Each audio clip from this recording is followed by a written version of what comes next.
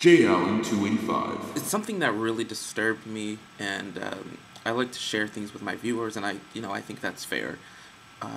A man who is a promoter of monster trucks was hit by a monster truck, crushed by the wheel of the monster truck. Ironically, right after talking about how safe his events are, I think one thing that it does is it shows us how fragile life is. It shows us how easily life can be snuffed away from us. You hear about it a lot on the news, you hear about war and people dying. We don't see it, and so we're desensitized and we're removed from it. But this is just something that really got me, guys. Like, just really got me to the core because you can see it happen. I will post the video on my blog so that if you're interested in seeing it, you can see it. However, like I said, it's very nerve-wrenching, so I just wanted to let you know. But there's a link in the info section up there.